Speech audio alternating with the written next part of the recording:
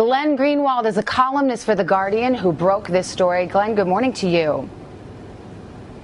Good morning. As we just heard, the Department of Justice has now opened a leak investigation. When was the last time you spoke with Edward Snowden? I spoke with him probably around 5 or 6 hours ago. Have there been any contacts to him by the U.S. government, any agency of the U.S. government, as far as you know? No, I don't believe there has been any. I'm not sure that they actually know where he is or how to communicate with him, and they have not communicated with him to my knowledge. Glenn, in the video, as we just saw, Snowden makes what I consider to be a rather remarkable claim, stating, quote, "I, sitting at my desk, certainly had the authorities to wiretap you, your accountant, a federal judge, even the president if I had a personal email." Let's make a distinction here. He didn't say that he had the ability to do it. For example, if he went rogue, he said he had the legal authority to do it. Did you follow up and ask him what legal authority that purports to be? That isn't what he said. He didn't say he had the legal authority. That's a word that you included in the statement that he didn't actually include. What he meant clearly was that given... Yeah, he said authority, not legal authority, which is what you just quoted him as saying. And what I'm telling you is that that is a misquotation, because what he was clearly saying was that, and the point that you ought to be interested in as a journalist, more so than the one that you asked, is that people who sit at the NSA desk, thousands of them, have the authority, meaning the NSA has given them the power to be able to go in and scrutinize the communications of any American. It may not be legal, but they have the power to do it. And because all of this takes place in the dark with no accountability and no checks, that's the reason why he felt so compelled to inform his fellow citizens about the capabilities this massive surveillance apparatus provides, because it's so conducive to abuse. But it is an interesting point, right? I mean, he's saying it is conducive to abuse, but what he isn't saying is that doing so would be within the strictures of U.S. law. In fact, in other words, that U.S. law allows him to do something like this.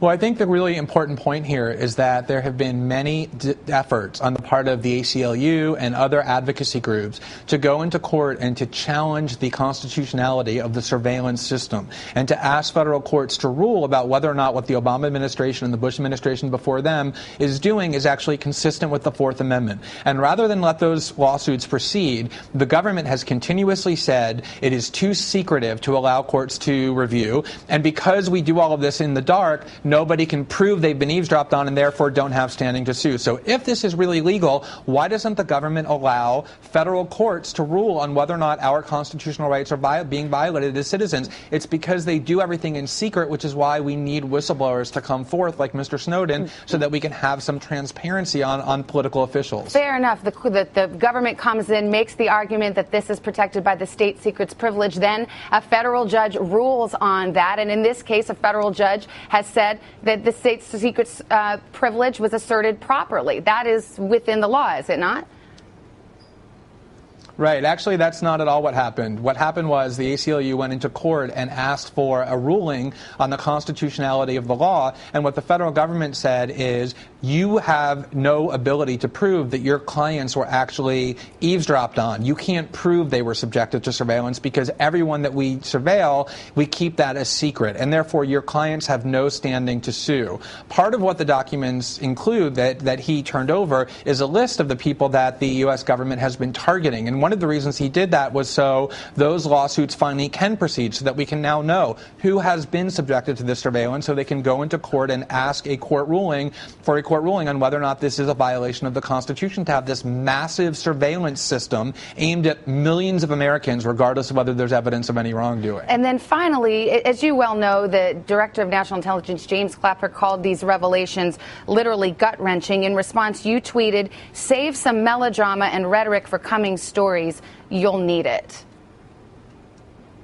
Right, because in every single case over the past 4 to 5 decades, when there are revelations of wrongdoing that is done in secret, what the strategy of the U.S. government is to come out and try and scare the American public into saying, these people have jeopardized you, there's going to be a terrorist attack. There is not a single revelation that we provided to the world that even remotely jeopardizes national security. The only thing that has been jeopardized is the reputation and credibility of the people in power who are engaged in this massive spying program and wanted to to do it in the dark. And we, as journalists, I think our number one obligation should be not to allow government officials to scream terrorists and try and scare people every time there's transparency brought to them, but instead scrutinize whether those claims are valid. And there's not anything that we disclose to the world that can remotely or conceivably be said to harm national security in any way. All right, Glenn Greenwald, thank you for your perspective this morning. We appreciate it.